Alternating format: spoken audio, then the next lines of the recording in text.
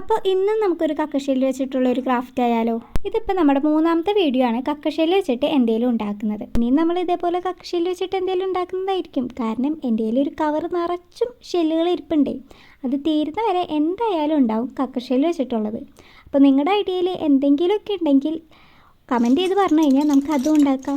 അപ്പോൾ നമ്മളിന്നിവിടെ ഉണ്ടാക്കാൻ ഉദ്ദേശിക്കുന്നത് ഒരു വാൾ ഡെക്കോറാണ്. ഇതുണ്ടാക്കിയെടുക്കാനായിട്ട് എളുപ്പമാണ്. പിന്നെ ആകെ ശ്രദ്ധിക്കേണ്ട കാര്യം എന്ന് പറയുന്നത് ഈ ഫെവിക്വിക്ക് വെച്ച് ഒട്ടിക്കുമ്പോൾ കൈയും കാലും ഒന്നും ഒട്ടാണ്ട് നോക്കണം. എൻ്റെ കാലിൽ വരെ ഫെവിക്വിക്കായി, അതിപ്പോഴും പോയിട്ടില്ല. അതെപ്പോഴെങ്കിലുമൊക്കെ പോകുമെന്ന് ഞാൻ വിചാരിക്കുന്നു. പിന്നെ അതൊന്നും നമുക്കൊരു വിഷയമേ അല്ലല്ലോ. നമ്മുടെ ലക്ഷ്യം എന്ന് പറയുന്നത് ഇതുണ്ടാക്കിയെടുക്കാമെന്ന് മാത്രമാണ്. പിന്നെ ഇതിൽ പെയിൻറ്റ് അടിക്കാനായിട്ട് ഉള്ള ബ്ലൂ കളറാണെങ്കിൽ കഴിഞ്ഞു. പക്ഷേ അതിൽ നിന്ന് എങ്ങനെയൊക്കെയോ ഞാൻ തോണ്ടിയെടുത്ത് വെള്ളം ചേർത്തൊക്കെ അടിച്ച് വെച്ചേക്കുന്നതാണ് ഈ കാണുന്നത്. പിന്നെ എല്ലായിടത്തും അടിക്കേണ്ട ആവശ്യമൊന്നുമില്ലല്ലോ. ആകെ ചെറിയ ചെറിയ ഭാഗങ്ങളിൽ മാത്രം അടിച്ചാൽ മതി.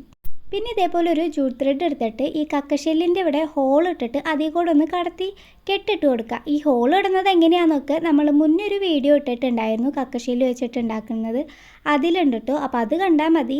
അപ്പോൾ നമ്മുടെ വാൾ ഡെക്കോർ ഇവിടെ ഏതാണ്ടൊക്കെ സെറ്റായിട്ടുണ്ട്. ഇനി ഇത് ബാക്കിലൊന്ന് ഒട്ടിച്ചെടുത്താൽ മാത്രം മതി. അപ്പോൾ ഫെവിക്വിക്കും അതേപോലെ മാസ്കിംഗ് ടേപ്പൊക്കെ വെച്ചിട്ടാണ് ഞാൻ അതൊന്ന് ഒട്ടിച്ചെടുക്കുന്നത്. നല്ലോണം ഒട്ടിയിരിക്കാൻ വേണ്ടിയിട്ടാണ് ഇങ്ങനെയൊക്കെ ഒട്ടിച്ചെടുക്കുന്നത്. എങ്ങാനും അത് പറഞ്ഞു പോന്നാലോ എന്ന് മേടിച്ചിട്ടാണ് ഇതേപോലെ സെക്യൂറാക്കി ഞാൻ വെച്ചേക്കുന്നത്. അപ്പോൾ ഇത് വാളിൽ ഹാങ് ചെയ്തിട്ട് കാണാൻ നല്ല രസമാണ്. അപ്പോൾ ഇതെല്ലാവരും ഉണ്ടാക്കി നോക്കിക്കോളൂ കേട്ടോ.